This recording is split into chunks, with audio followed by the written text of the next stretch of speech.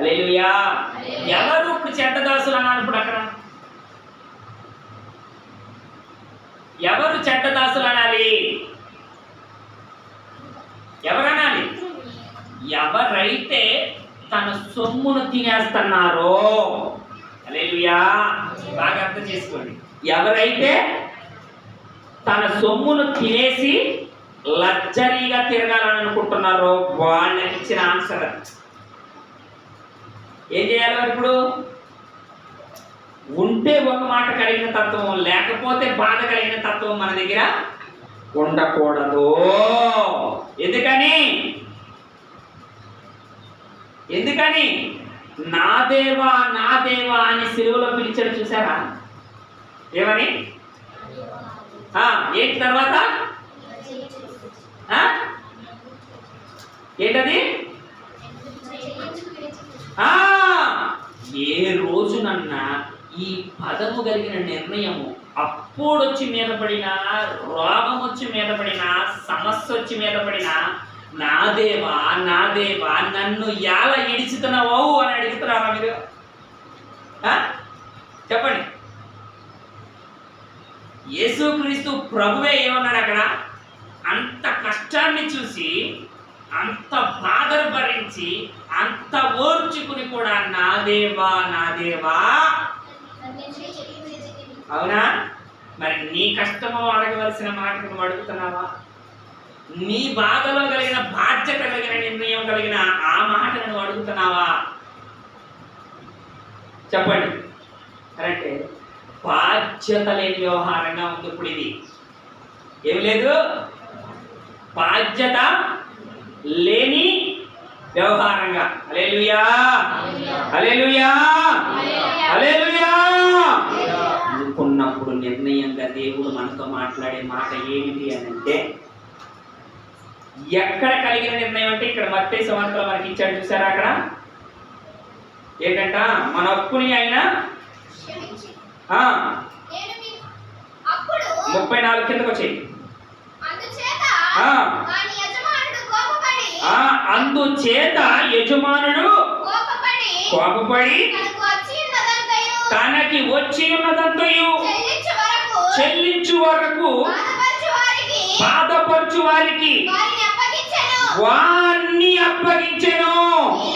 మీలో ప్రతివాడును తన సహోదరుని హృదయపూర్వకముగా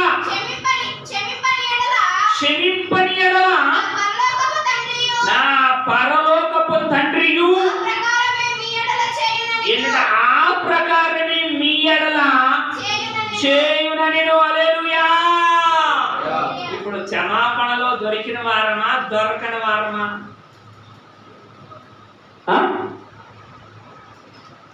చెప్పండి. నేను కూర్చుందాం అనుకున్నా, మా ఆవిడ రాలేదు, క్షమించాలా లేదా? నా సాగరిగా క్షమించామంటే నా భర్త నన్ను పిలవలేదు అని అంటే అసలు వాళ్ళు కంటికే కనపడరాడు. అదే ఇది మాత్రం ఖచ్చితం అన్నమాట, కంటికే కనపడరు. అవునా? కానీ ఆయన ఏమంటున్నాడు? సహోదరుని భావం కూడా అక్కడ ఎంచి చూపిస్తున్నాడు. అక్కడ ఏం చేస్తున్నాడు? హృదయపూర్వకముగా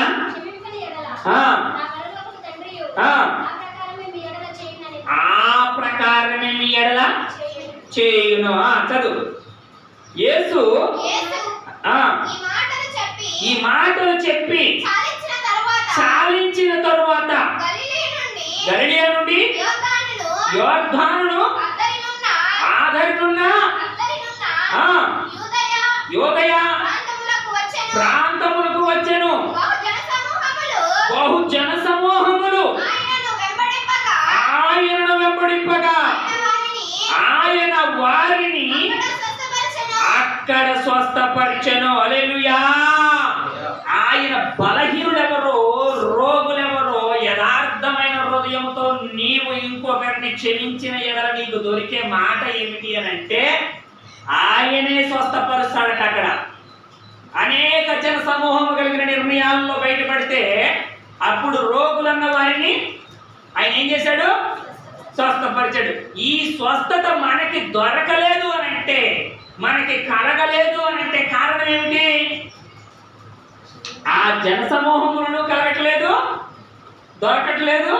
ఈ క్షమాపణలోను మనం ప్రాయశ్చిత్తము కలిగిన మనుషులుగా అక్కడ ఆయనకి కనపడట్లేదు. అప్పుడేం జరగాలి?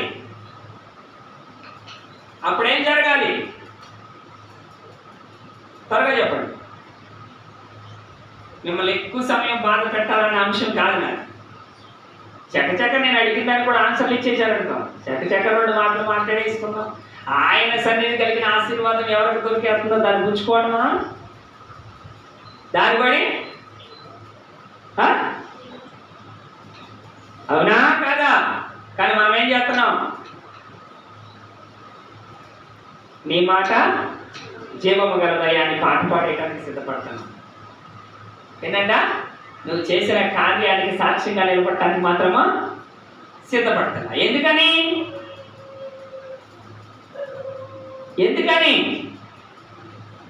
ఎక్కడో కలిగిన నిర్ణయానికి వాళ్ళకి కలిగింది మనకు భయం కూడా కలగదు. వాళ్ళకి కలిగిన సిగ్గు మనకి భయం కూడా. హల్లెలూయా. ఇక్కడ కూడా మనం గుడికి వెళ్తా, ఇక్కడ కూడా మనం బైబిల్ చదువుతా, కొన్ని విషయాన్ని గ్రహించకపోతే సిగ్గుపడాల్సింది ఎవరట? ఏంటట?